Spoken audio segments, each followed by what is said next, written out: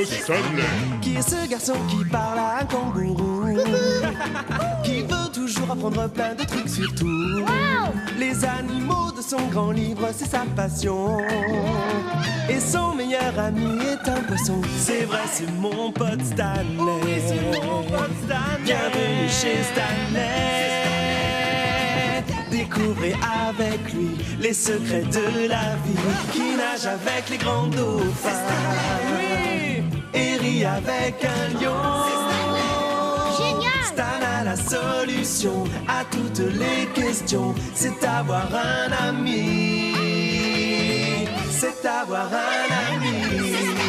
C'est Stanley! Un ami comme lui. C'est Stanley! C'est Stanley! À la recherche du hamster. Et c'est ce qui explique pourquoi le ciel est bleu. Cette leçon était vraiment fascinante. J'adore venir en classe avec toi, Stanley. J'apprends tant de choses, et rien qu'en écoutant. Oui, moi aussi j'aime quand tu viens en classe avec moi, Denis. Stanley, tu n'oublies pas qu'aujourd'hui, c'est toi qui dois nettoyer la cage de Harley le hamster. Oubliez, je n'oublierai jamais une chose comme ça. J'adore m'occuper de Harley. J'ai même amené Denis pour m'aider. Très bien. Je sais qu'Harley est entre de bonnes mains. Il faut se mettre au travail. Dis Stanley, on peut t'aider à nettoyer la cage d'Harley? On aime beaucoup s'occuper de lui. Il est tellement mignon. Bien sûr, ce sera encore plus amusant ensemble. Il est adorable. Vous vous souvenez comment nettoyer la cage d'Harley? Oui, bien sûr. On est des vrais experts en hamster, Madame Diaz. Et en particulier quand le hamster, c'est Harley. J'aimerais voir Harley courir sur sa petite roue. C'est très rigolo de le voir s'amuser. Mais cette roue lui permet aussi de faire beaucoup d'exercices pour rester en pleine forme. Je vais aider les autres élèves à prendre le bus. Je serai dehors si vous avez besoin de quelque chose. Merci, Madame Diaz. Bon, la première chose à faire, c'est sortir Harley de sa cage. Très bien, Stanley. Pour pouvoir nettoyer sa cage correctement, je vous conseille de le mettre dans une cage provisoire. Comme cette boîte qui est là. J'ai une meilleure idée. Ah bon? Oui, au lieu d'enfermer Harley dans une boîte à chaussures, on peut le tenir à tour de rôle, le temps de nettoyer sa cage. Je ne sais pas si c'est une très bonne idée. C'est une idée géniale, Stanley. De cette façon, on peut jouer et nettoyer. Vous jouerez avec Harley quand sa cage sera propre. Mais t'inquiète pas, Denis, l'idée de Stanley est bien meilleure. Fais-nous confiance, Denis. Mais vous devrez... C'est une affaire réglée. Qui veut être le premier à tenir Harley? Moi, s'il te plaît. Salut, Harley. Tu es tellement mignon. Je vais nettoyer le plat de Harley. Et lui remettre de bonnes graines. Le hamster adore les graines. Et voilà. Je peux tenir Harley maintenant? Oui, tiens. Et moi, je vais lui mettre de l'eau fraîche.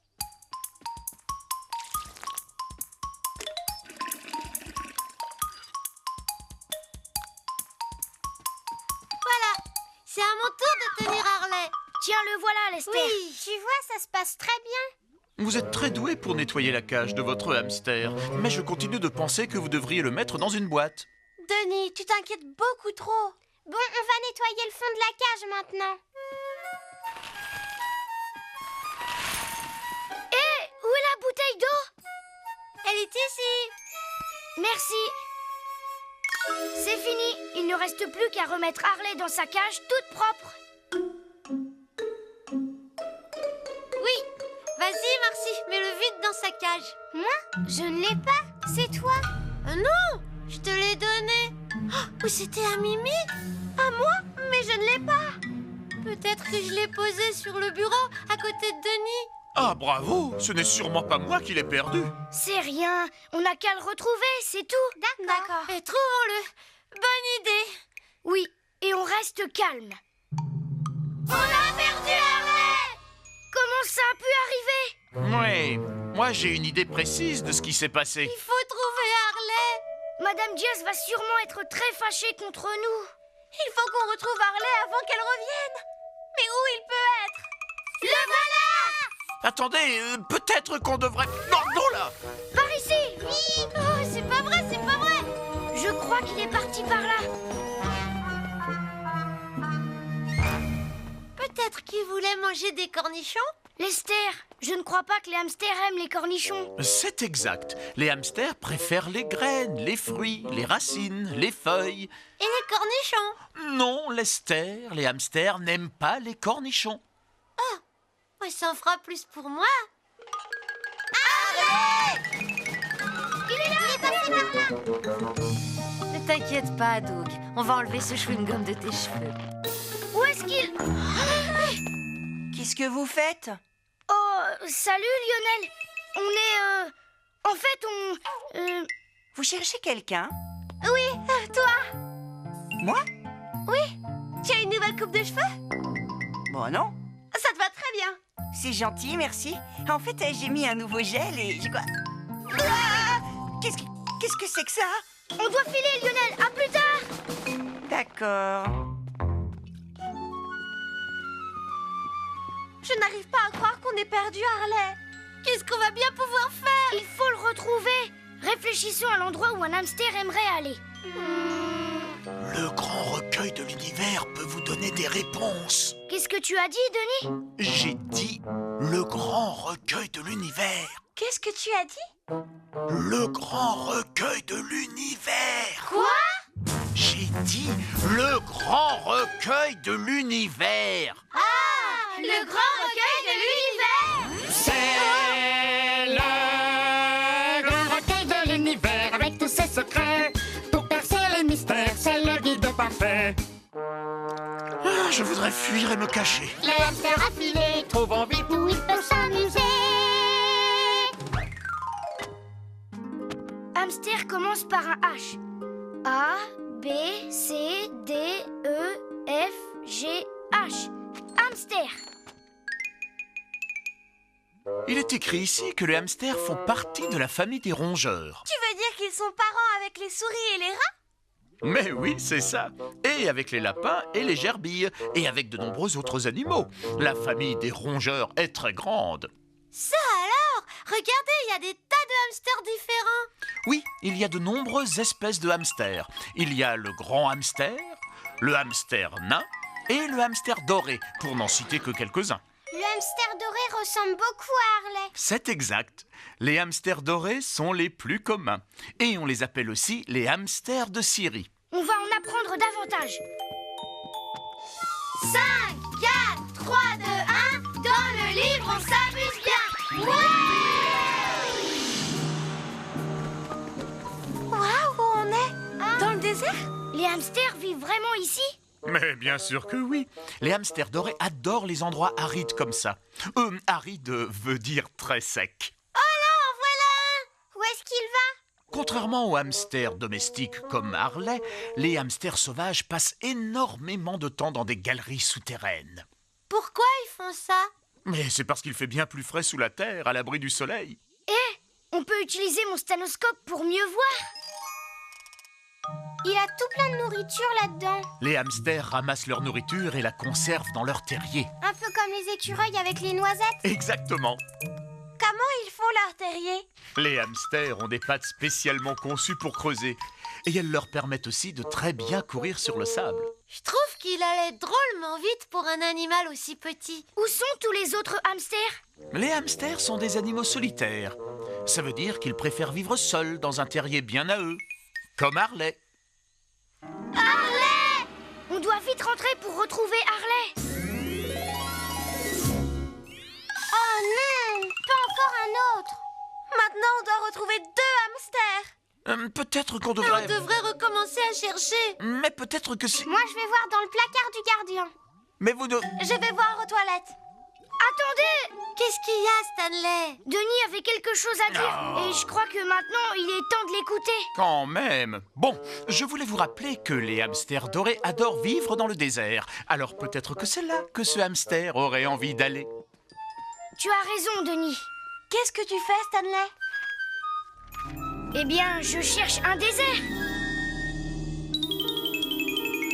Regarde, le voilà. C'était une bonne idée, Denis. Merci beaucoup, Stanley. Mais maintenant, on doit retrouver notre hamster. J'ai une idée. Si les hamsters aiment les déserts, on devrait chercher dans le coin un endroit très sec et sablonneux. Ah ah. Où crois-tu que Harley peut se cacher? Dans les toilettes? Dans le bac à sable? Ou dans le casier de Lionel? Le bac à sable! Il doit être dans le bac à sable! Mais oui, bien sûr, dans le bac à sable. Harley a dû aller dans le bac à sable parce que ça ressemble au sable du désert. Oui, oh, je vais chercher la boîte à chaussures pour le mettre dedans. Oui, allons-y. Vite, vite, vite. Par ici. Hurrah, on l'a retrouvé.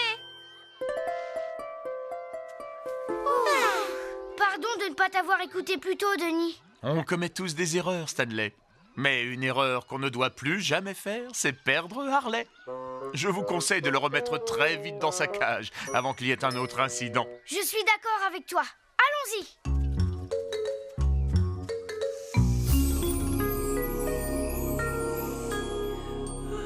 Je suis très fatiguée. Courir après un hamster, c'est du travail. Oui, ces petites pattes rapides le rendent difficile à attraper. On a eu de la chance que tu nous aies aidés. J'aurais jamais pensé aller le chercher dans le bac à sable sans toi. Oh, voyons, c'est trop gentil. Ça a été un travail d'équipe. On fait une bonne équipe, hein, c'est vrai. Tu as bien raison. Bonne nuit, mon petit hamster Stanley. Bonne nuit, mon Denis.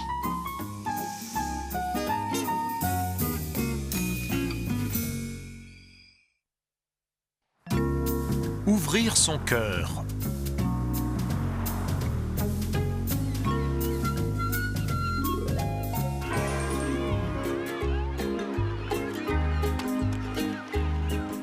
Toute une journée à la plage. Je suis si content. Je vais ramasser des coquillages et je vais construire un château de sable. Et je vais aller voir les drôles de bêtes qui vivent sous l'eau. Ah, c'est parfait. Ah, oui. Voilà une journée de rêve pour cette drôle de petite bête qui vit sous l'eau, Stanley. Voilà ton sandwich, chérie. C'est ton préféré. Beurre de cacahuète et banane. Merci, maman. Et voilà un début idéal pour une journée idéale. Je vais piquer une tête avant de déjeuner. À tout à l'heure, frangin. Hé Maman, Lionel a mis plein de sable sur mon sandwich. Lionel est un peu trop pressé. Ce n'est pourtant pas l'heure du marchand de sable. Je ne peux plus le manger, maman. Tiens, chérie, prends ce sandwich aux crudités si tu veux. Voilà peut-être le moment idéal pour aller ramasser les coquillages dont tu parlais tout à l'heure. Oui, bonne idée. Je peux aller ramasser des coquillages? Bien sûr, mon cœur, mais ne va pas trop loin que je puisse te voir. D'accord. Tu veux venir, Denis? Non, merci, Stanley. Je préfère rester tranquillement ici et lire ce bouquin sur les coquillages. Il est passionnant. Vous n'allez pas en revenir. J'ai trouvé des coquillages superbes. Tant mieux, Stanley. Regarde, Denis, je vais les mettre sur la serviette. C'est une collecte très impressionnante. C'était super, je me suis bien baignée. Il faut que je m'essuie. Dis, c'est quoi ces cochonneries sur ma serviette? C'est pas des cochonneries, c'est mes coquillages. Je viens, mais c'est mes... Ah, c'était ta serviette? Eh ben tiens, la voilà. Je vais m'amuser, moi. À plus tard. Je suis désolée, mon cœur. Je crois que Lionel n'a pas compris que c'était tes coquillages. Tu veux qu'on aille en ramasser d'autres tous les deux? Non, je vais faire mon château de sable. C'est vrai, Lionel ne risque pas de l'abîmer s'il est parti jouer là-bas, pas vrai? Regarde, Denis, j'ai fini mon château de sable. Ça, c'est la tour, et le pont-levis est ici. C'est ici qu'on met les éléphants. C'est un magnifique château, Stanley. Je l'ai.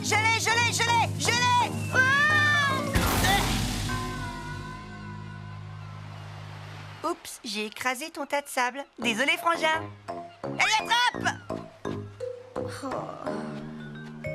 Tu veux que je t'aide à construire un autre château, Stanley? Non, merci. Lionel a tout gâché. D'abord mon sandwich, après mes coquillages et après mon château. Je comprends que tu sois en colère après tout le temps que tu avais mis à le construire. Mais tu crois que ça gêne Lionel? Non. Tu sais, Stanley, quand tu es fâché contre quelqu'un, ça peut aider de dire tout ce qu'on a sur le cœur. C'est justement ce que je fais. Oui, mais ce que je veux dire, c'est que ça peut aider d'en parler avec la personne contre qui on est fâché, de lui dire tout ce qu'on ressent. Je ne veux plus jamais parler avec Lionel. Jamais, c'est fini. Jamais, c'est très très long, tu sais, Stanley. Et toi, qu'est-ce que tu en dis? Est-ce que Stanley ne doit plus jamais parler à Lionel?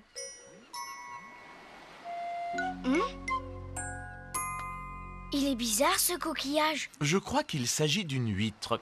Les huîtres vivent dans des coquilles fermées qui protègent leur corps mou et fragile. Les huîtres ont drôlement raison. Vivre dans une coquille où personne vient t'embêter ou abîmer tes affaires. Hé, Stanley, ouvre-moi! Ouvre-moi! Désolé, je ne peux pas. Je suis une huître et je n'ouvrirai à personne. Oui, ça c'est la belle vie. En fait, je dois dire que ce n'est pas aussi simple. Quand la coquille de l'huître est fermée, de petites choses peuvent encore entrer et sortir. Et l'huître a besoin de ces petites choses-là pour survivre et grossir. De quoi tu parles? Quelle petite chose? Eh bien... Oh, attends, j'ai une idée. Pourquoi on ne... Regarderai pas à huître dans le grand recueil de l'univers? Tu m'as enlevé les mots de la bouche.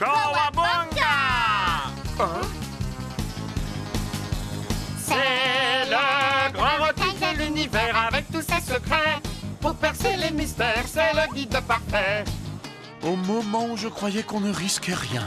Il crée une drôle de fille dans le fond de sa coquille. C'est l'heure du surf, on doit y aller. À plus tard. Alors, Stanley, on y va? Voyons ça. A, B, C, D, E, F, G. C'est à H qu'on va trouver H. H comme huître. Nous y voilà, les huîtres. On dit aussi que c'est un coquillage bivalve, ce qui veut dire qu'elle vit dans une coquille composée de deux parties jointes par une charnière. Le bi de bivalve signifie deux.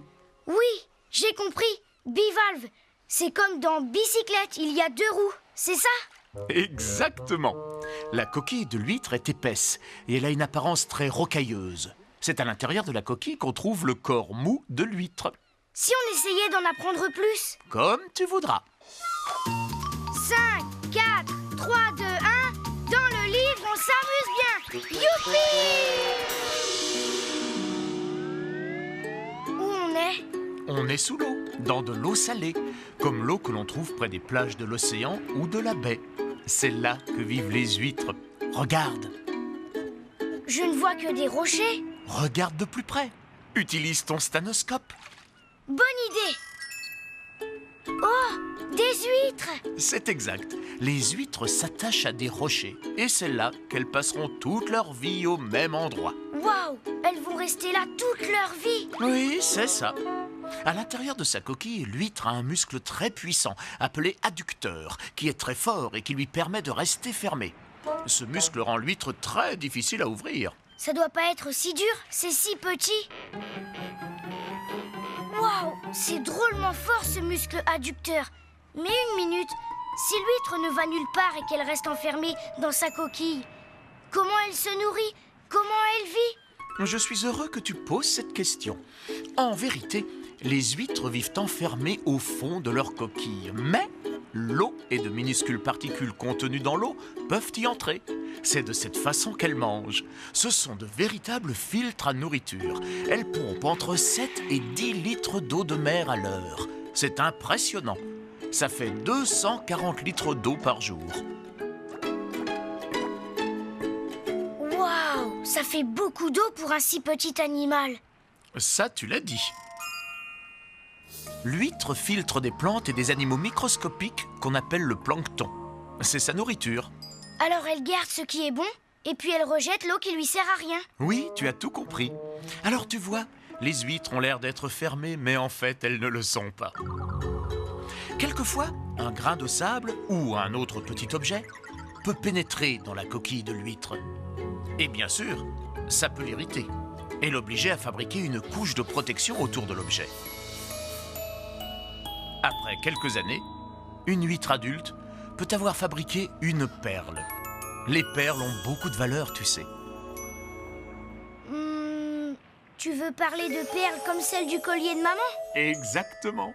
Donc tu vois, malgré sa coquille, l'huître peut communiquer avec le monde extérieur. Et parfois, parce qu'elle s'est ouverte un tout petit peu, quelque chose de très beau est créé. La perle? Oui, c'est ça. Et tout comme l'huître qui a besoin de s'ouvrir pour vivre et pour grossir, nous devons faire de même. Pour nous, ça signifie ouvrir notre cœur. Ça veut dire parler et faire connaître nos sentiments. Tu veux dire que je dois aller voir Lionel pour lui faire comprendre que je suis fâchée et que c'est un idiot? Je ne dirais peut-être pas les choses avec ces mots-là, mais en gros, c'est ça. D'accord, je vais essayer. D'où tu arrives? Je t'avais pas vu. Oui, j'étais juste...